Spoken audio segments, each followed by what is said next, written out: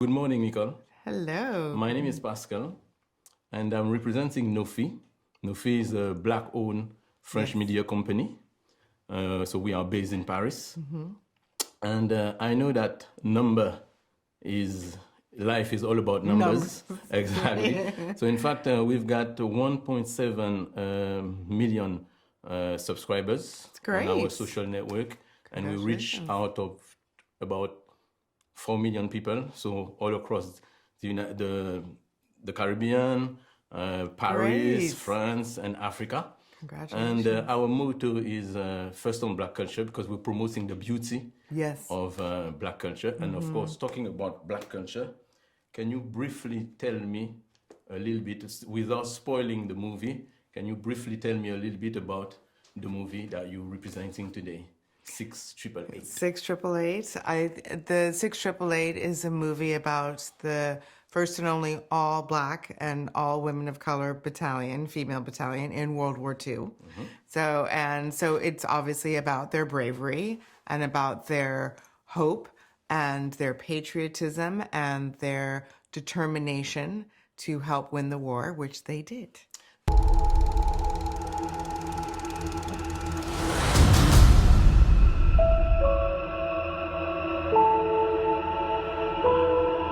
Soldiers, you must be perfect. You do not have the luxury to be good. You have the burden to be better.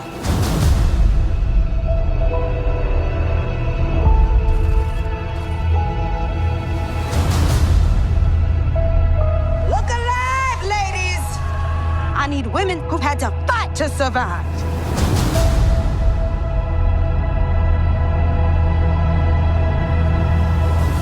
I am giving you my best. And you will give me yours. A lot of people do not want us to succeed.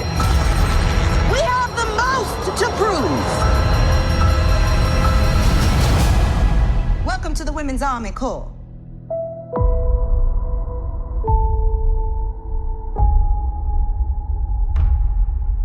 And why did you choose to talk about this topic? Same reason you do what you do. Because I wanted to support Black stories, and I want to make sure that these women deserve to be honored and cherished and celebrated. They're really not in the history books. Many people around the world never heard about them. Of course. And I thought, well, how do you not know about this battalion with 855 women and what they did and what they accomplished and how they've served the entire world? Okay, all right. And you know what? So how were Black women treated in the military and society during the 1940s?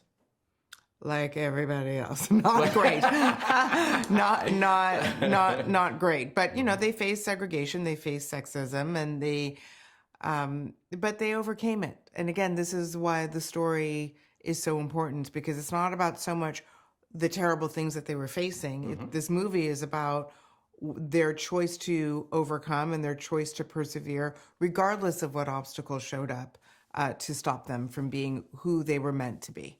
And so, in your opinion, of course, how much has changed Black women since then? Do you think that the situation is still the same compared to the 1940s? No one can say it's the same. My God, I'm sitting here. Of course. No. This is where I think young people, not you, I'm saying I want young people to understand that we have to stop right now and look at the progress that has been made, whether even if unfairness doesn't go away in life anyway, ever, for anybody. Of course. But you cannot say there hasn't been progress. I don't get, harassed the same way. My life doesn't even mirror what they went through on a daily basis. Right. Doesn't mean that things aren't unfair or unjust or this to anybody. But I think we need to stop and look at the last 60, 100 years of the progress that has been made. And for when I see female doctors and lawyers and scientists and everything, this is where I look back at my past and I say, thank you very much. And so when you look at your background and what you've done and what you've accomplished, would you say that, what would you say? compared to, I mean, yeah, I mean, about it's the a blessing. evolution. I'm talking about yes, the evolution. Yes, Because okay, so I I took the baton that was handed to me. Okay. By all the women who came before me, they made sure they sacrificed for me. They got bricks thrown at their head for me. They were told not. They were marching in line, marching, standing in line, trying to vote for me. So I don't take anything lightly.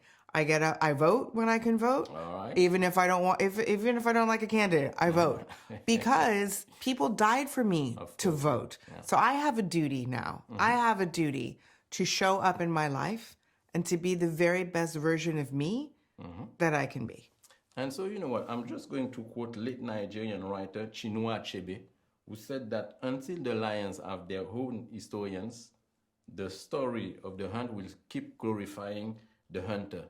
So do you feel that movies like this one is a way for our community to reclaim and tell our own stories?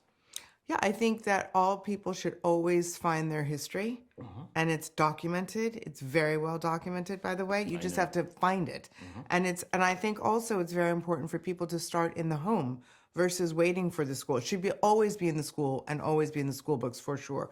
But I think there's so much where there's public libraries, there's now the information age, you just go on your phone. Yep. And it's so important. I see so many, like what you're doing, I think is terrific of giving people access to information that they might not have had and that they need to move forward and to be proud of themselves. So because you were talking about, the way all the information we have access to, after it depends on how you're using it. Yes. You see what I mean? Always. So, always. That's the point. And I think that I believe in using it for good. I'm not interested in anything that doesn't uplift or inspire or empower. I'm not interested in it. I like educating people. I like the feeling that I receive when I watch the audience and they're inspired because I was inspired. I remember watching a documentary, Eye on the Prize, when I was very young. It changed everything in me because it was footage of the civil rights movement in America. And it was so well documented and so beautifully documented that I thought, I want to do that. I want to make more films like this. This is what I want to do. And so, it's a different way right now, but The Black Godfather I made for that reason. And you know what, so talking about, the impact of your work, there's one question I would like to ask you. What do you hope viewers, especially young people, take away from this film? I really want young viewers to take away that freedom isn't free. That it's very important that where they are today, somebody else had to fight many battles for people where they are now. And so take your freedom very seriously. Amen. Yeah, take your freedom seriously. And the best way for me to honor everybody who came before me is, like I said earlier, is my life is my thank you. My life and what I do in my life is my thank you. This film on the 6888 is my thank you to those women. They may not be able to watch here on earth, but I believe that they are watching from heaven. It's some type of legacy. Yeah, it's a legacy, yes. Can I share something with you, something really personal? I watched this movie with my son. He's 11 years old. Wow. Right? And so, of course, it was an opportunity for us to talk about, so I told him about the context of the movie and everything. And he concluded, so after watching the movie, he concluded, and I'm quoting him, he said, the film shows that women are not weak and that black people are not weaker than white people. How does it sound to you? He's 11 years old. That's good for him. I think it's great that he felt that. And no, women are very, very strong. Yeah. And I like that he felt that immediately. And I like that he's obviously connected to an energy of strength and power and bravery, which all humans have to have. He will be happy, to watch, the dedication or livication that you're making to him right now.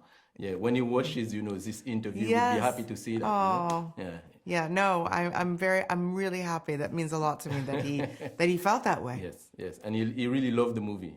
By 11. the way, so I'm telling you. So yes, thank you. And so, do you see yourself producing more movies like this one about untold stories about black people? Yes, Okay. Yes. I have something coming up. I'm working with Reggie Hudlin, Okay. who he directed The Black Godfather on my father. And then, you know, he's done everything. But we're working on a film called My Black Country, on a book by Alice Walker. And it's Alice Randall, excuse me. But it's about Black people in country music in America from the very beginning. And they really were never given credit for how much they've done in country music in the United States. It's really quite fascinating. So Alice Randall she wrote a beautiful book, and she's allowed us to tell her story. All right, okay. And one kind of personal question also, did working on this film teach you anything about France and their relations, you know, with their former colonies, so in Africa or in the West Indies? It didn't.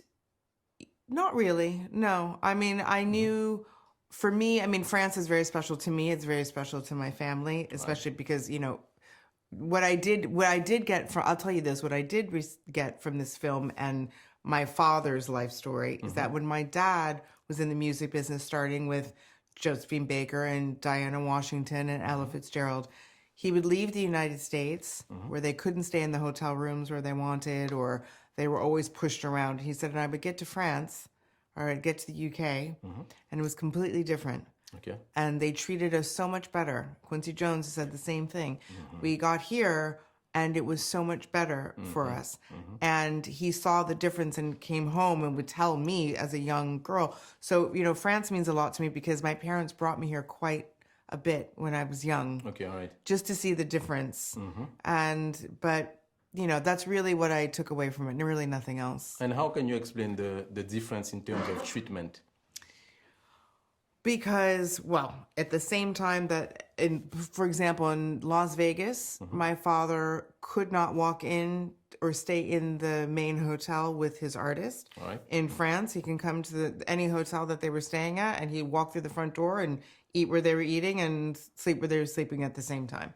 So does it mean that Black people at this time were treated at that time, yes, more properly or more correctly in Europe than in absolutely. in the US? And that's Black musicians, American musicians talk about it more than anybody else. I know. Yeah, it's incredible. Yeah, it's actually its own history. Okay. I'm going to do a documentary on that now. and last question I'm going to ask you. Yes. When visiting France, do you intend to collaborate on cultural projects with French-speaking Black talents? Do you have that in mind? Yeah, I would love to. I mean, I was talking to Tyler earlier. I said, I think that we can come back and do some great things here in France. I love this country. Okay. So this country has been very good to me. It's been very good to my family. And I always feel at home here. So I'm sure that I will end up collaborating. All right. So thanks a lot, Nicole, for this interview. And thank you for bringing this powerful story to the screen. I'm so grateful you loved it. And tell your son thank you for watching. I will definitely. Thanks a lot. Thank you.